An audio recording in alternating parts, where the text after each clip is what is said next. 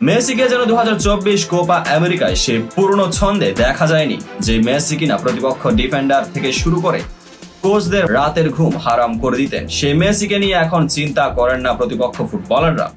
আসসালামু আলাইকুম। আগামী 15 জুলাই মাঠে গড়াচ্ছে এবারের কোপা আসরের ফাইনাল, যেখানে মুখোমুখি হচ্ছে কলম্বিয়া বনাম আর্জেন্টিনা।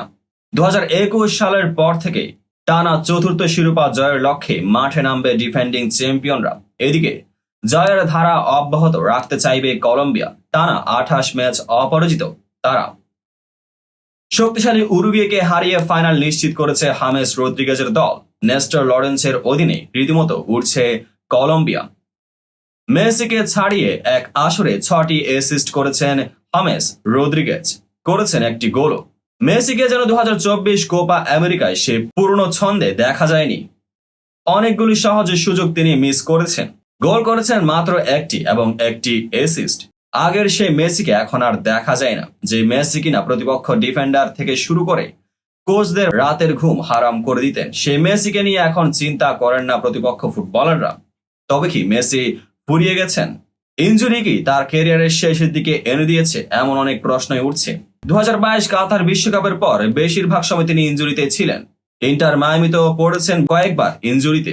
এরপরে অনেকগুলি প্রস্তুতি ম্যাচ থেকে তিনি ছিটকে গিয়েছেন এই ইনজুরির কবলে পড়ে। পেরুর বিপক্ষে ম্যাচে তিনি খেলতে পারেননি। এরপর ইকুয়েডরের বিপক্ষে ম্যাচে ফিরেছেন, গোল করেছেন কানাডার বিপক্ষে ম্যাচে, যার ফলে বর্তমান ডিফেন্ডিং চ্যাম্পিয়নরা ফাইনালে উঠে গিয়েছে, যেখানে তাদের প্রতিপক্ষ কলম্বিয়া। এদিন ফক্স স্পোর্টসকে দেওয়া এক সাক্ষাৎকারে মেসি জানিয়েছেন ফাইনালে ওঠার আসল রহস্য এবং প্রতিপক্ষ ফুটবলারকে নিয়ে করেছেন দারুণ এক মন্তব্য। আসন্ন ফাইনাল নিয়ে আলবি সিলেস্তে অধিনায়ক বলছেন, আমি শান্ত আছি এবং অন্য ম্যাচের মতোই এই মুহূর্তটির অপেক্ষায় আছি। আগের যে কোনো সময়ের চেয়ে এখন আমি অনেক বেশি শান্ত থাকি। যেমনটা ঘটছে তার পুরোটাই উপভোগ করার চেষ্টা করছি। এখন প্রতিটি মুহূর্ত অনেক বেশি উপভোগ করি এবং ওই সময়টাই বাঁচার চেষ্টা করি। এজন্য কোনো তাড়াহুড়ো নেই, প্রতিটি মুহূর্ত উপভোগ করি। যখন ম্যাচ আসবে তখন তাতেই পুরো মনোযোগ দেয়।